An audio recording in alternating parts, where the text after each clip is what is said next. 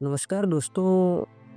कई बार हमारे जीवन में कुछ ऐसी घटनाएँ घटती है, जिनके लिए हम विचार करते हैं कि ये मेरे साथ कैसे हो गया? या फिर कुछ ऐसी घटनाएँ जो हम कर देते हैं और हम सोचते हैं कि ये गलती मैंने कैसे कर दी?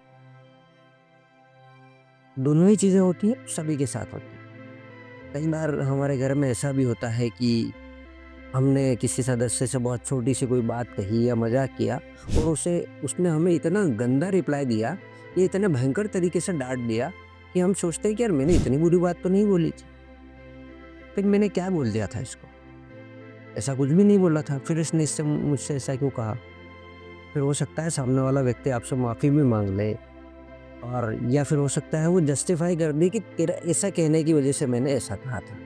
कई बार हम लोगों से बड़ा रूड बिहेवियर करते हैं, उनसे बहुत गंदे तरीके से बात करते हैं और फिर उस व्यवहार को जो हमसे गलती से हुआ है या फिर हमने जानबूझ के किया है, उसको जस्टिफ़ाई करने की कोशिश करते हैं। मान लीजिए किसी व्यक्ति ने आपसे कुछ ऐसा प्रश्न पूछा जो आपको इरिटेट कर रहा था। आपने उसको बहुत इरिटेशन में जवाब दिया और बात ठीक है, आपने जवाब दे दिया, उसने भी आपको कुछ कहा, आपने उससे कुछ कहा और बात वहाँ ख़त्म हो गई। और फिर आप किसी न किसी अपने दोस्त के पास जाते हैं और उसको बताते हैं कि यार उसने मुझसे ऐसा कहा तो मैंने ये जवाब दिया। आप बार-बार उसको जस्टिफ़ाई करने की कोशिश करते हैं कि यार मैंने जो किया वो सही किया। उसके ऐसा कहने की वज़ह से मेरा वो रिप्लाई था।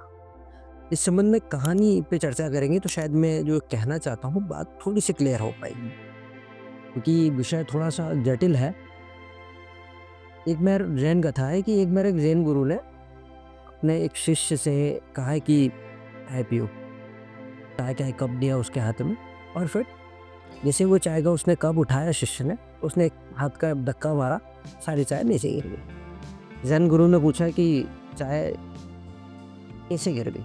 बोला आपने धक्का दिया इसलिए। फिर थोड़ी देर बाद जैन गुरु ने उसे एक खाली कप दिया, फिर से धक्का दिया। बोला अब चाय गिरी? बोले नहीं, अब तो चाय है ही नहीं। तो जैन गुरु ने कहा कि चाय इसलिए गिरी क्योंकि उसके अंदर चाय थी। अगर कप में चाय होती ही नहीं तो चाय गिरती भी नहीं। बात हमसे कोई बदतमीजी से करता है या फिर हमें कोई कुछ कहता है और हम उसका जो हार्श जवाब देते हैं, उसके पीछे कारण ये होता है कि हमारे अंदर गुस्सा था। उसने कुछ कहा और हमारे मुँह से निकल पड़ा। हमने किसी से मज़ाक किया, उसके अंदर गुस्सा था तो उसने हमसे बदतमीज़ी से जवाब दिया। कई बार बहुत लोग आपको इस तरह से मिलते होंगे। बहुत सारी चीज़ें ऐसी होती होगी जिनके लिए आपको विचार आता होगा कि यार मैं तो ऐसा नहीं कर सकता था, फिर मैंने कैसे किया? या फिर उसको मुझसे ऐसा नहीं करना चाहिए था, उसने ऐसा क्यों किया? और हम बार-बार उस चीज़ पे विचार करते रहते हैं, उधेड़-बुन करते रहते हैं और फिर बहुत कुछ इस पे सोचते रहते हैं। आप सभी को पता होगा कि ये चलता रहता है। पर आप बहुत गहराई से जब सोचें तो ये पाएँगे कि बहुत गहराई से जब सोचेंगे, तो ये पाएँगे कि वो बात, वो गुस्सा जो अभी आपका निकल पड़ा है या सामने वाले का आपके ऊपर निकल पड़ा है, वो उस वक़्त पैदा नहीं हुआ है जब आपने कोई बात की। आपने मज़ाक किया तब तत्काल उसका गुस्सा प्रदर्शित हुआ है, निकला है, पर वो पैदा उस समय नहीं हुआ है। वो हो सकता है उसके कई साल पहले हुआ हो। बचपन में किसी ट्रॉमा से वो गुज़रा हो, उसकी एक रूटीन पैटर्न बन गया हो ब्रेन का कि मुझे ऐसे अवस्था में ये रिप्लाई करना है। ऐसा कोई मज़ाक आएगा, मुझे उसका यही जवाब देना है। या फिर हो सकता है आपके बार-बार मज़ाक को वो व्यक्ति सहन करता आ रहा हो। काफ़ी टाइम से सहन करता आ रहा हो, मन में उसके उबाल चल रहा हो पर उसने हर बार सहन किया, सहन किया, सहन किया। उस टाइम उसका जब आपका मज़ाक उतना बुरा भी नहीं था, आप जब भी हर बार उसका इंसल्ट कर रहे थे तब तक तो उसने सहन किया। इस बार इंसल्ट इतनी बुरी भी नहीं थी, कोई था भी नहीं, फिर भी वो निकल पड़ा। जबकि पहले जब आपने बहुत बदतमीज़ी से उससे बात की थी तब उसने सहन कर लिया। क्यों? पैदा तो वो तब हुआ था, निकला आ गया, मतलब बोया तब गया था, प्रदर्शित तब हुआ है।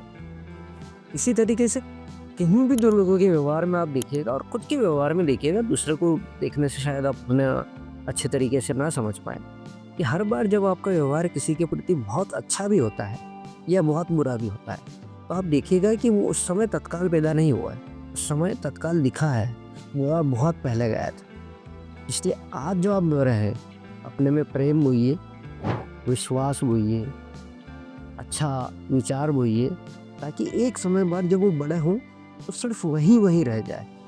आप बोलो बात बहुत छोटी-सी, बहुत छोटा-सा गुस्सा आपने किसी से लिया है, ज़रूरी नहीं आप उसी के ऊपर निकालें।